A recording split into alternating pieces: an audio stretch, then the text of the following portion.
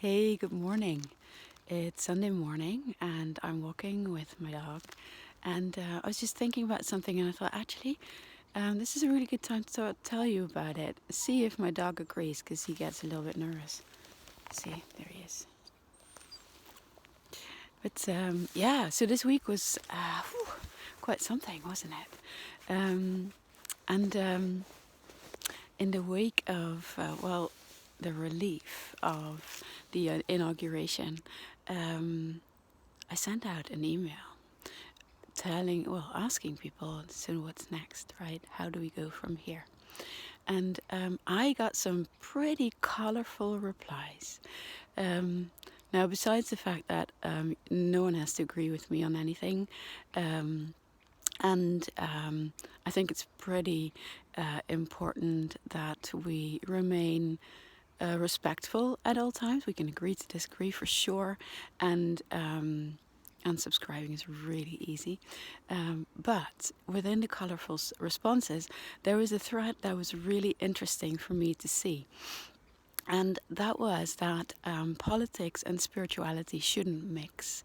And, depending on a person, there were a lot of explicatives and talk about how politics is evil and how the system is corrupt, and a lot more of these things. And I just wanted to say something about that because I think it's really important that you know this, because you're here, because you're in my community, because you're interested in soul-based coaching, is that I don't hold that view of spirituality.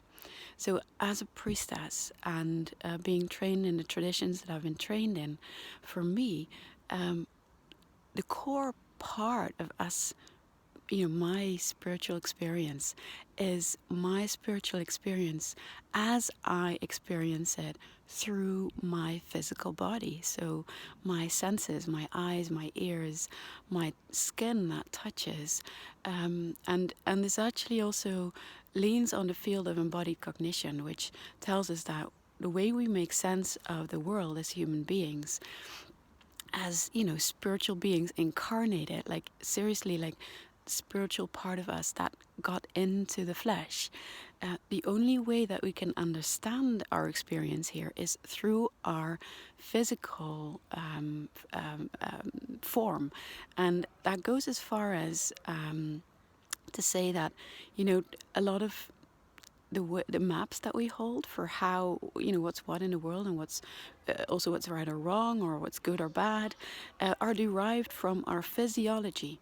So, for example, we talk about higher consciousness. Well, higher is very much in the metaphor of up instead of down. And the reason that we hold a map of up and down as we do is because human beings who are healthy and functioning well are upright, right? So when we're healthy, we're standing tall, like we're walking.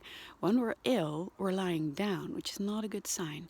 And there are a lot of very basic metaphoric maps that we have in our system that we use to make sense of our experience. So both the grimy, messy, fleshy experience, and the way that we can tap into our higher experiences, our more esoteric spiritual experiences. And so for me, when I talk about spirituality, it means that I talk about how my human messiness meets that spiritual part of my being, and how I navigate that. So it's about my relationship with both, or all of it. I don't even think it's both. There's like so many layers to us and our experience. So in soul-based coaching, what we do is we don't have one particular map of what spirituality should look like or what we should strive for. It is a methodology that helps people explore how they relate to their world, how they relate to their spiritualness or their spiritual being, or how their spiritual being relates to the messy earthy experience, or whatever perspective you want to look at this from.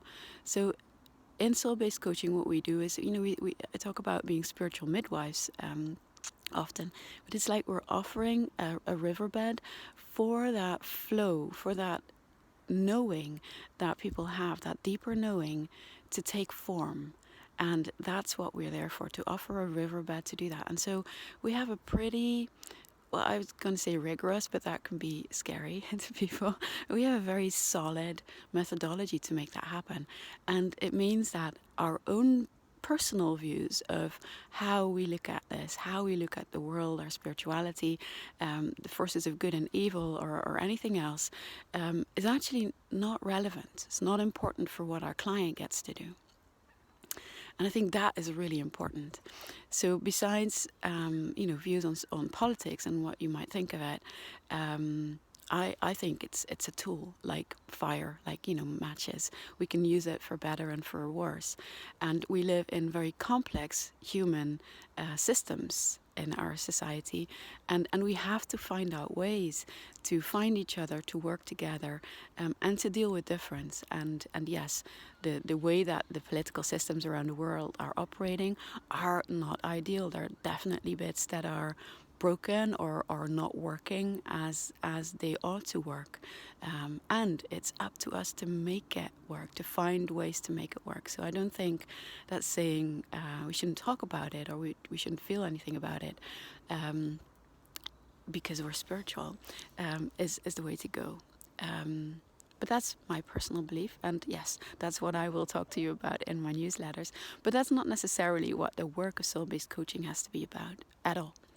And talking about how this works, next weekend we're having our retreat on worthiness, where you can claim your worthiness. And again, that is not about a form of worthiness that is like a model that we hold, that a truth that we have that you should then follow, but it's very much an invitation and a container to do your own work around worthiness, and to find and explore your personal map of how your innate worthiness is, what it looks like, how it lives in you, because it's there, right?